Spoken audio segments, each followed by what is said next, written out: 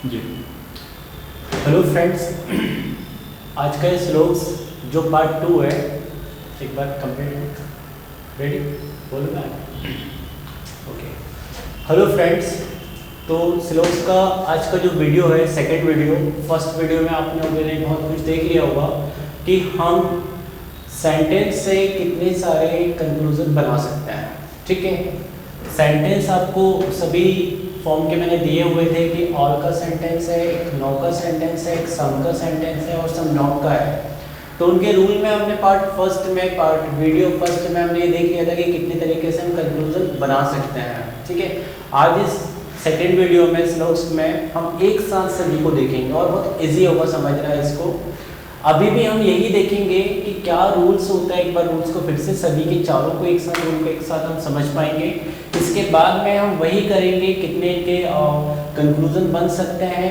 Exam में ये तो नहीं आता है कि कंक्लूजन कितने होंगे, बट एग्जाम्स में बहुत शॉर्ट उसमें आता है, स्टेटमेंट होता है 2 से 3 स्टेटमेंट का, 2 से 3 और कंक्लूजन होते हैं 2 से 3। आपको क्रॉस चेक करना होता है कौन सा फॉलो हो रहा है कौन सा नहीं हो रहा है। तो देखिए, पहले वाला जो है all plus all equal to all होता है, दूसरे में all plus some equal to some होता है, थर्ड में all plus no equal to no होगा या फिर सम नॉट होगा, एंड फोर्थ में some plus no equal to some not ही होगा। ठीक है, तो थोड़ा हम पहले पे समझते हैं। तो पहले पे all plus all equal to all कब आएगा? देखिए, मैं पहले ही बात कर चुका हूँ, इनके निकनेम की बात हमने कर चुके थे। ऑल के लिए ए लेते हैं हम, नो के लिए ई लेते हैं हम, सम के लिए आई लेते हैं एंड सम नॉट के लिए ओ लेते हैं। ठीक है, लेकिन आज मैं निकनेम से नहीं, मैं डायरेक्ट वर्ड से ही आपको मैं बता रहा हूँ। ठीक है, तो all plus all equal to all होता है, बट ये कंडीशंस ये होती है कि जो कॉमन वर्ड्स हो वो डायगोनल में हो तभी ऑल आएगा, वरना नहीं आएगा। इसकी कंडीशंस ये होती है। एक एग्जांपल देख लेते हैं हम। All z is y, all y is x। तो इसमें कॉमन वर्ड्स क्या है? y है। डायगोनल फॉर्म में, डायगोनल फॉर्म मतलब कि या तो ऐसा हो, इसको हम समझ चुके थे लास्ट लेक्चर में श्लोक्स के फर्स्ट वीडियो में। तो इस तरीके से y से y कटेगा और कंक्लूजन जो आएगा यहाँ पे फर्स्ट वो ये आएगा ऑल z इज x। देखिए, जब हम इसको लिखेंगे, मैं बता भी चुका था पहले वीडियो में कि जिसका सब्जेक्ट बचता है उसी से हम स्टार्ट करेंगे। ठीक है, तो मेन कंक्लूजन ये कहलाएगा। और इसके और भी कंक्लूजन हो सकते हैं, सेकंड नंबर और थर्ड नंबर इसका कंक्लूजन आएगा, जो क्या होगा, सम के फॉर्म में जाएगा। ये आप पार्ट फर्स्ट में आप समझ ही चुके हैं। तो ये जो तीनों रहेंगे वो क्या रहेंगे? ऑपरेशंस करने के बाद आए हुए हैं। ठीक है, ऑपरेशन मतलब कि मर्ज करने के बाद में आए हुए हैं, इनका हमने मर्ज किया है। ठीक है, अब सेल्फ भी होंगे। सेल्फ तो नंबर 4 एंड नंबर 5 ये फर्स्ट वाले के होंगे, एंड नंबर 6 एंड नंबर 7 ये सेल्फ वाले। ये क्या होंगे? डिडक्टिव होंगे। ये पार्ट फर्स्ट में आप देखोगे तो आपको समझ में आ जाएगा डिडक्टिव क्या है। ऑल के 2 फॉर्म निकलेंगे, इस वाले ऑल के 2 फॉर्म निकलेंगे। सेकंड वाले रूल में देखते हैं, all plus some equal to, वहाँ पे क्या लिखा हुआ है? सम। सम आएगा, बट कब आएगा? कंडीशंस। कंडीशंस ये है कि कॉमन वर्ड्स जो होना चाहिए वो ऑल के सब्जेक्ट प्लस में होना चाहिए, बस।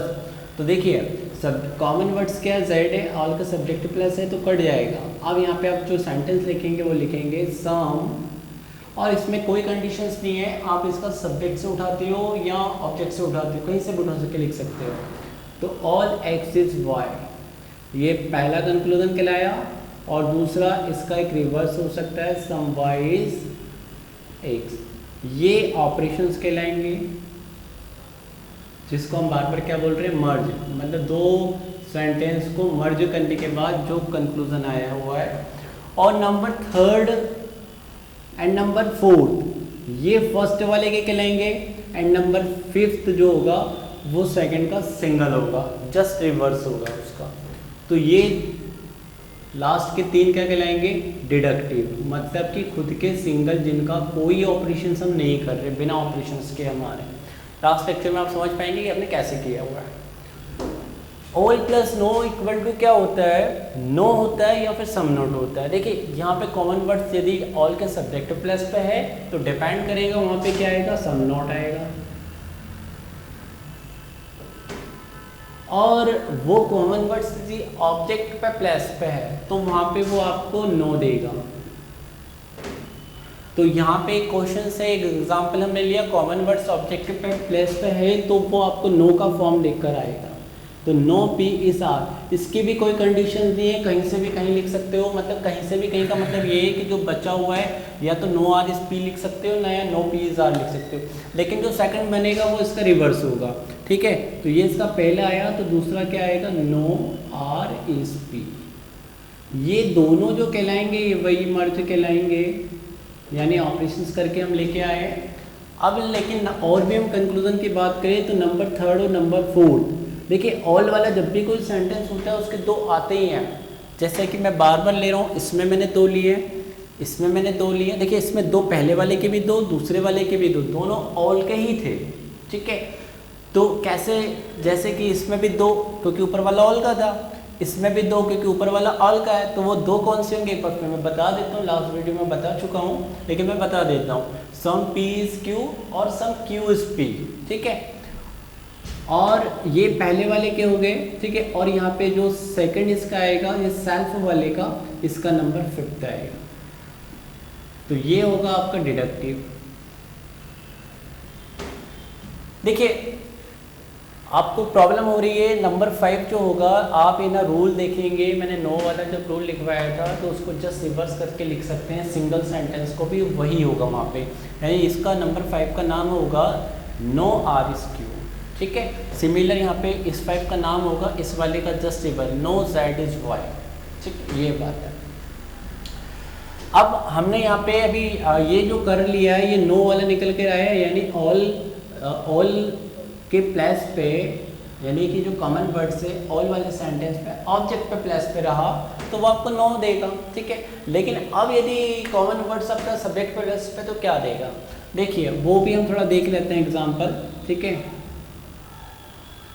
कि कोई सेंटेंस ले लेते हैं, all Z is Y and no P is Z. ठीक है, क्लियर। तो इसमें कॉमन वर्ड्स यहाँ पर है, तो अब यहाँ पे क्या कहानी आएगी, यहाँ पे जो कंक्लूजन बनेगा, सम वाई इज नॉट पी, ये मेन कंक्लूजन बनेगा। देखिए इसमें आपको, इसमें थोड़ा सा समझना है, इसमें आपको ये समझना है कि सम के साथ आप जो वाई लेंगे वो ऑल वाले का बचा हुआ जो सेंटेंस का ऑब्जेक्ट का है वही लेना है, और यहाँ पे जो नॉट के साथ जो ले रहे हो वो जो नो वाला सेंटेंस है उसका नेगेटिव जो बचा हुआ है वो पार्ट लेना है। ये आपको हमेशा याद रखना होगा, नहीं तो आप यदि इसको इस तरह से लिखे ना कि some P is not Y, वो सेंटेंस गलत होगा। मैं यहाँ पे बता दूँ, यहाँ पे आप हमेशा आपको क्या लिखना है, know why is not P. अच्छा एक बात और कि मैटर नहीं करता है कि ये डायगोनल में हो, कॉन्स्टेंट ये डायगोनल बन गए, यहाँ पे डायगोनल बन गए, लेकिन ये क्यू यहाँ होता तो ये वही निकल के आता, ये जेड यहाँ होता तो वही निकल कर आता। डायगोनल की कहानी सिर्फ हमारे फर्स्ट सेंटेंस पे डिपेंड करती है, या तो वो ऐसे कट रहा हो या वो ऐसे कटता हो, और किसी पे मैटर नहीं करती है। चाहे वो यहाँ पे वर्टिकल भी होता तो वही ऑपरेशन होता जो होता, लेकिन कंडीशंस को बस देखना होता है कि वो कॉमन वर्ड सब्जेक्ट पे प्लस पे कि ऑब्जेक्ट पे प्लस पे। अच्छा यहाँ पे क्या है कि कॉमन वर्ड से ऑब्जेक्ट पे प्लस पे हुआ तो कोई सेंटेंस नहीं बनेगा, ये मैं बता दूँ आपको कि ऑब्जेक्ट पे प्लस हुआ तो कोई सेंटेंस नहीं बनेगा, माने ऑपरेशंस नहीं होगा, मर्ज नहीं होगा। अब मर्ज नहीं होगा तो कंक्लूजन क्या आएंगे, कंक्लूजन सेल्फ ही आएंगे, सिंगल सिंगल जो आ सकते हैं एक सिंगल सेंटेंस का। नंबर 4 पे हम देखते हैं, नंबर 4 जो सेंटेंस है एक सम वाला है, एक नो का है, यानी कि आप, और इन दोनों में बस एक ही बात हमेशा निकल के आती है, एक फिक्स है कि सम नॉट आएगा। यदि सम और नो का आप ऑपरेशंस कर रहे हो तो माइंड में सेट कर लो सम और नो है, सम नॉट, बस। तो सम नॉट है, लेकिन इसकी कहानी अभी कॉमन वर्ड्स का होगा। कॉमन वर्ड्स इसमें मैटर नहीं करता, कहीं भी हो, डायगोनल हो, वर्टिकल हो, फर्स्ट वर्टिकल हो या लास्ट वाले में हो, कोई मतलब फर्स्ट वर्टिकल मतलब कि यहाँ पे इस प्लेस पे हो कॉमन, या इन दोनों ऐसे में हो, ऐसे में हो, ऐसे में हो, ऐसे में हो, कोई मैटर नहीं करता। पर डायगोनल कोई मैटर ही नहीं करता, बस कॉमन वर्ड्स हो। तो यहाँ पे कॉमन वर्ड्स किस तरह से है ये, ठीक है। तो यहाँ पे अब क्या होगा, यहाँ पे जो सेंटेंस बनेगा सम वाला, सम नॉट वाला, उसमें भी हमें यही करना है कि नेगेटिव वाले को पीछे लिखेंगे, यानी नो वाले को जो बचा होगा उसको पीछे लिखना है हमें। तो क्या आएगा, सम क्यू इज नॉट आर,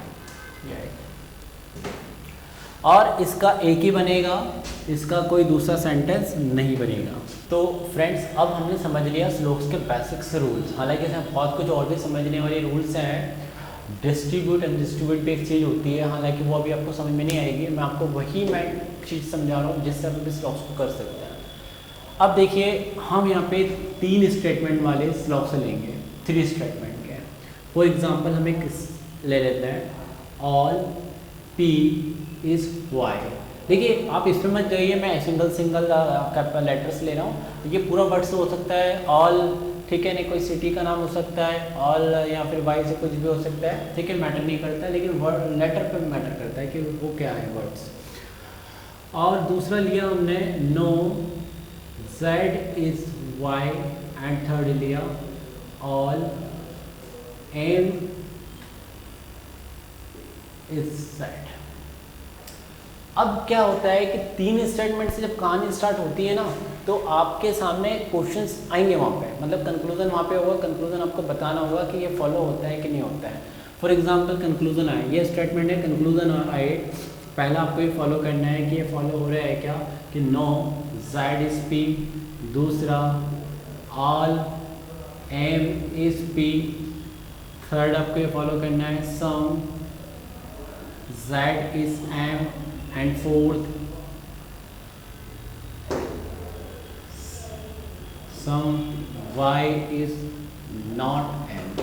देखिए, अब क्या करना है, अब क्वेश्चन पे मारे। मैं फिर से बता दूं, ये स्लोक्स का जो हम अभी भी बता रहे हैं नॉर्मल स्लोक्स है, इसमें कोई पॉसिबिलिटी नहीं है। अभी आपको नॉर्मली पढ़ना है, पॉसिबिलिटी तब आप पढ़ेंगे जब ये इस पर कन्फर्म हो जाए और पहले अच्छे से समझ पाए।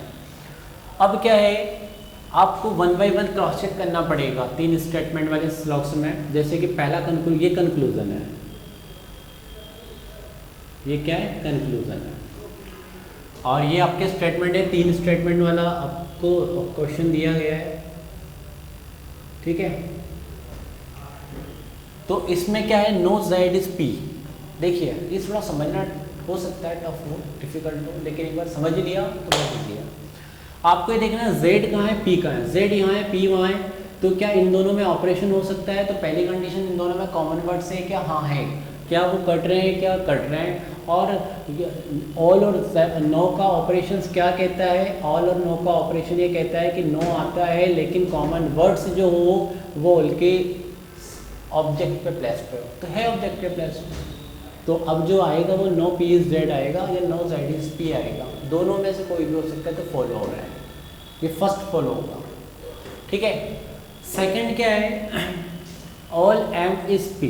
देखिए, ऑल वाला कभी भी आपके माइंड में आए ना, तो ऑल का आप ये समझना है कि ऑल जब भी आएगा तो 2 ऑल वाले सेंटेंस होना चाहिए। तो 2 ऑल वाले सेंटेंस तो नहीं है, अब यहाँ पे है और यहाँ पे है, लेकिन क्या कहते हैं उनमें कॉमन वर्ड्स। तो अब एम कहाँ है, पी का, एम यहाँ है, पी वहाँ है। यदि ऐसा कहानी आई तो आपको क्या करना पड़ेगा, स्टेप बाय स्टेप आना पड़ेगा। तो पहले क्या होता है, जिनमें कॉमन वर्ड्स होता है पहले उनका ऑपरेशन करना पड़ेगा। तो इन दोनों के ऑपरेशन से तो ये आया भाई, no P is Z, okay, इन दोनों का ऑपरेशन से आया।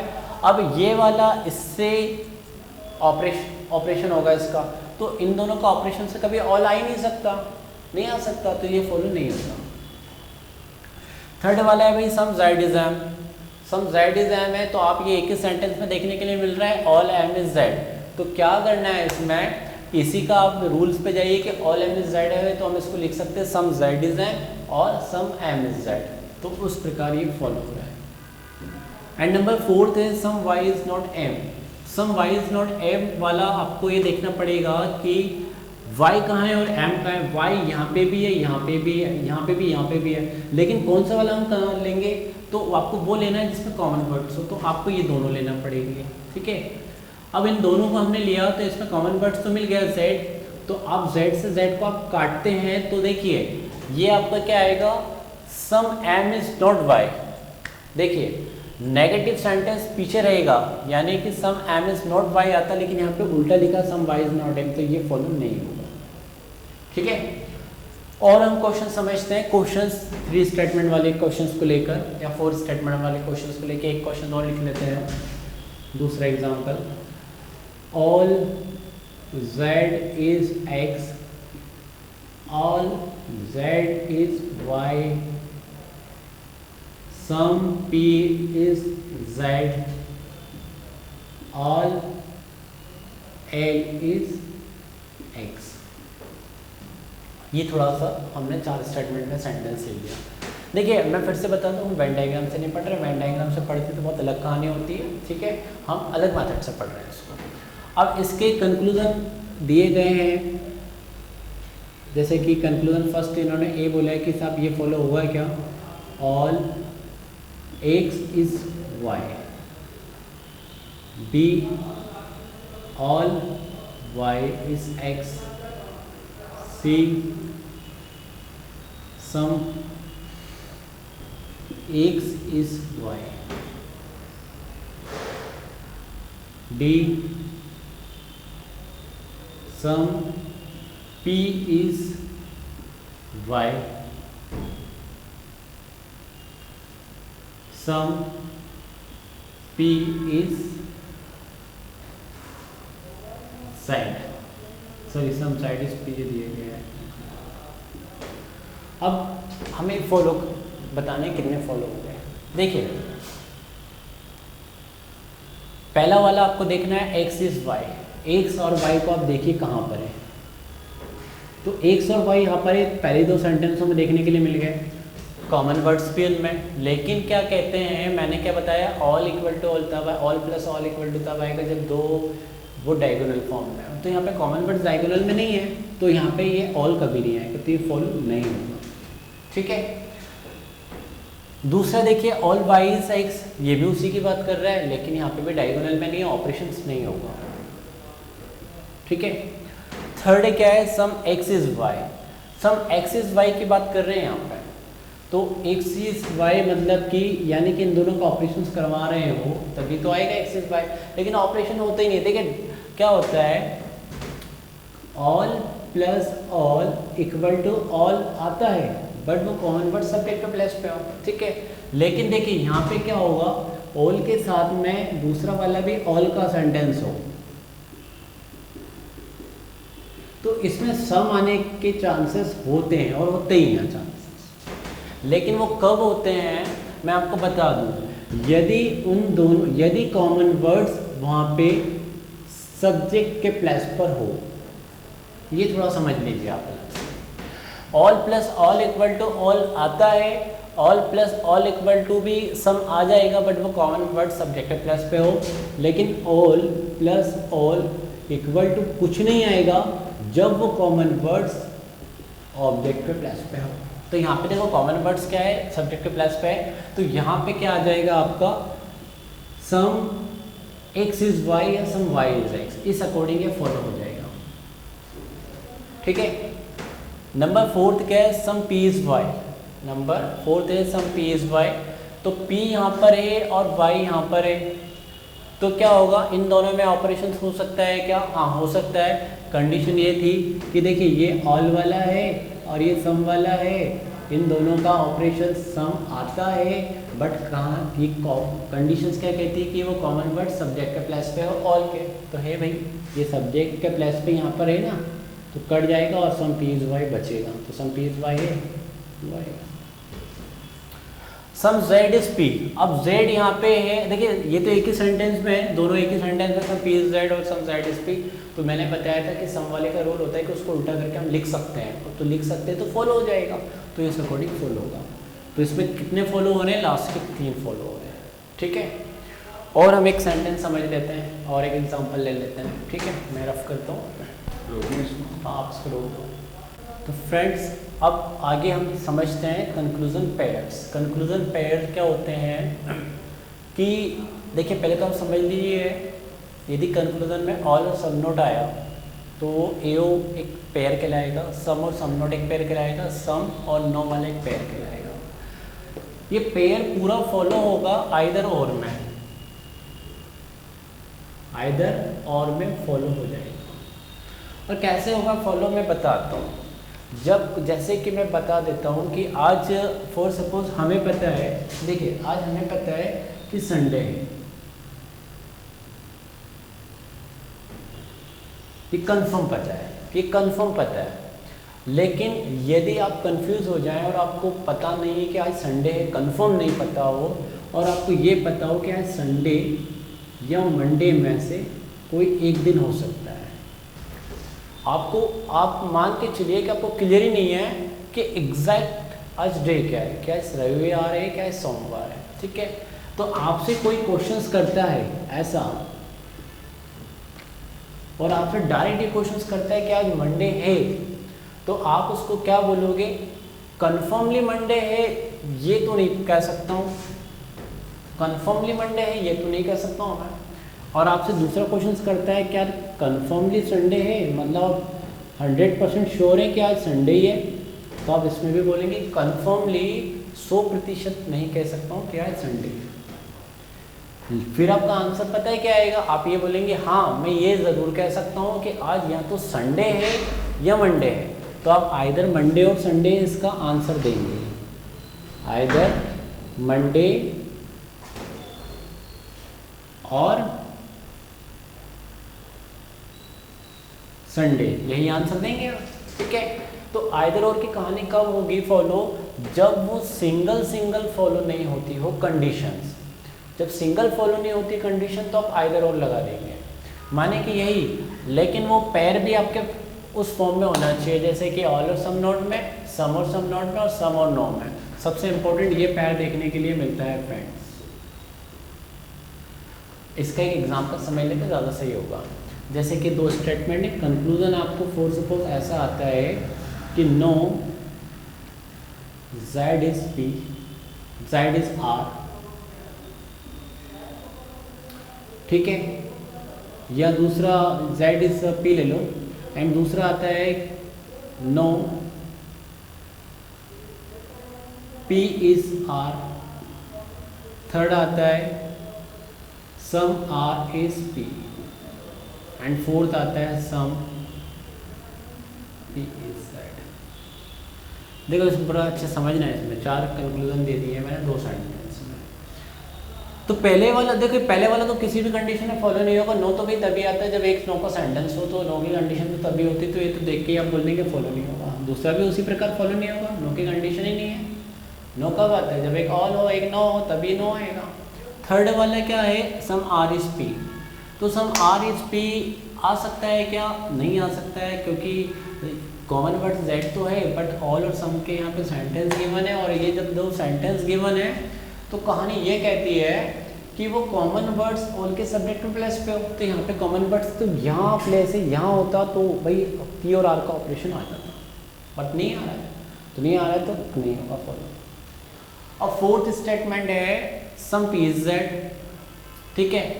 तो ये भी क्या होगा? ये फॉलो हो सकता है आपका, क्योंकि ये तो भाई ऑल का सिंगल वाला जो है, जिसके रूल्स होते हैं कि सम के फॉर्म में 2 बार आप उसको लिख सकते हो, एक बार लिखोगे सम पी इज जेड और दूसरा सम जेड इज पी, ये फॉलो। इसमें सिंगल यदि कोई कहता है कि कन्फर्मली सिंगल फॉलो, तो ये हो रहा है। अब क्या होगा? इसमें एक चीज़ और हो रही है फॉलो आइदर और के केस में। इसमें एक पेयर बन रहा है, क्या होता है कि देखिए एक नो वाला पेयर और एक सम वाला पेयर। ये पेयर कब बनेंगे? जब इनके वर्ड्स सेम हो। देखो इसमें भी नो पी इज आर है, इसमें भी सम आर इज पी है, हालांकि इन दोनों में है ना आगे पीछे हम करके लिख सकते हैं, मैटर नहीं करता है, लेकिन ये एक पेयर बन रहा है। तो पेयर बन रहा है तो सिंगल फॉलो नहीं हो रहे, तो इसका आंसर आएगा, जैसे कि मैं इसको नंबर फर्स्ट देता हूँ, नंबर सेकंड देता हूँ, नंबर थर्ड देता हूँ एंड नंबर फोर्थ देता हूँ। तो आप क्या लिखोगे? Only fourth follow and either second और थर्ड फॉलो, ये इसका आंसर आएगा आइदर और के, ठीक है। तो आइदर और की कहानी ये है। आगे हम एक और एग्जांपल देख लेते हैं, इसको मैं रफ कर रहा हूँ, ठीक है।